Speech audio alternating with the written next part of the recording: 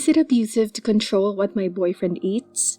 Different libidos. And my boyfriend's best friend wants us to break up.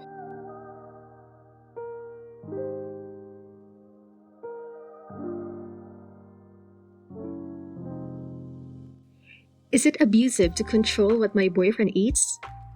So my boyfriend, in his mid-20s, has been trying to lose weight for over 5 years, longer than he's known me. He's not fat, but he wants a flat stomach. I'm quite a fit person, and I got sick of seeing the disappointment every time he got on the scale. So we decided that I would be in charge of his food and exercise plans, until he's able to get self-control with food and some self-discipline. He agrees he struggles with this and thought it was a great idea. I make him a food plan, schedule exercise that we do together, and schedule cheat days. And if he wants to snack, he has to bake something himself, which I'm teaching him how to do and how to make it healthier. We've been doing this for about 3 months, and he's lost so much weight and gained so much muscle. He's even sexier than he was before, which I didn't think was possible. And more importantly, he's so much happier and more confident. The issue is that we were out with friends and he went to buy a can of Coke.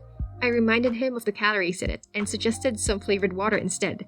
He sulked a little, like always, but bought the water. But when our friends asked him why I told no and we explained, they said I was being abusive and body shaming him. I feel awful. I'd never want to body shame him. He said the friend just didn't understand our situation, but I'm really doubting this whole arrangement now. Am I being abusive? Is this body shaming? Is there a better way to help him diet? Should I just let him figure it out by himself?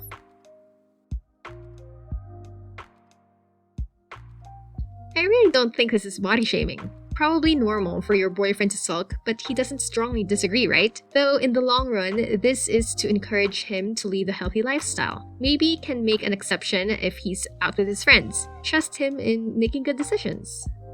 I'm gonna deviate a little here. A lot of folks say that as described it's fine, and it is fine. But there are a few variables that can change quickly and move this into something a little more delicate. If he changes his mind, even through his friends, be respectful of that. You said that you offer intimate or sexual stuff as bonuses and worry that it's blackmail. No, it isn't. But it isn't healthy to withhold sex in a relationship, so as long as it's kinda, but not really exclusive to the rewards, that's probably fine too. I guess what I'm saying is that your friends have the right to be concerned, because it's something that signals poorly. If what you wrote is as it is, there's not really any problem. Just be careful not to drift into something unhealthy. In fact, acknowledging their fears and talking to them about it might get everyone on the same page. And as a final thought, I'd avoid control as the word you use. It's not so much control as much as it is accountability. You're holding them accountable to their goals, while they are his goals. Different libidos. Hey folks, I've been dating a great woman for about 9 months now. She's wonderful, she's smart, deep, loves cottaging and outdoors like me, loves movies and coding. I've probably never laughed so much with someone in my life. There's just one thing. Our libidos are way off. I'm an everyday kind of guy with some kink. She's very vanilla and doesn't think about sex ever. Whenever I'm good to go, she puts out, because she knows how important it is to me, and she usually gets turned on once I initiate. But I feel bad. Like it's almost obligation she's putting on herself. She tries new things with me and has got into my fetishes. It just still feels like something is missing. She only gets hot and passionate after a few drinks. I come here, a safe place, to express this bluntly, and I would almost say this cycle is getting boring. We have many discussions about our sex life, which usually results in her being upset, but also understanding. I just don't know what to do or think. Sex is very important to me in a relationship. I'm not feeling that hot passion I have in the past. Then again, those relationships were missing many other things outside of the bedroom.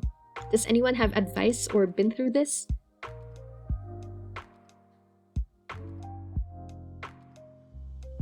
If there is a big mismatch in libidos, that can put a lot of strain on a relationship.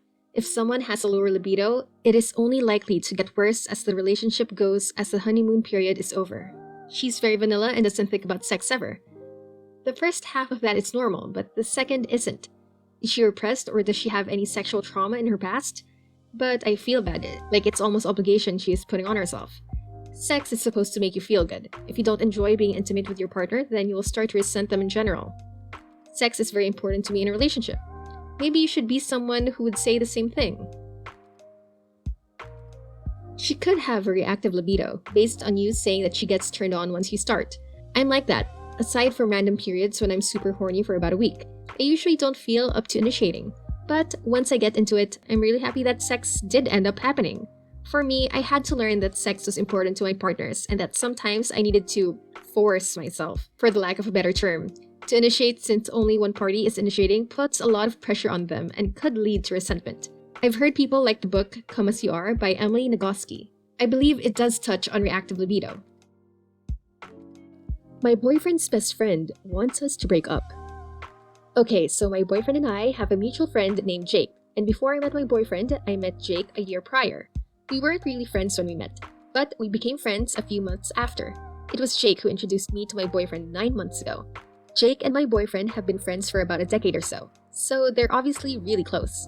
Jake's been there for all of my boyfriend's ex-relationships. Mind you, he's never met most of his exes because at the time, my boyfriend had moved. So he only knows about them from what he was told or if he saw them on FaceTime while talking to my boyfriend.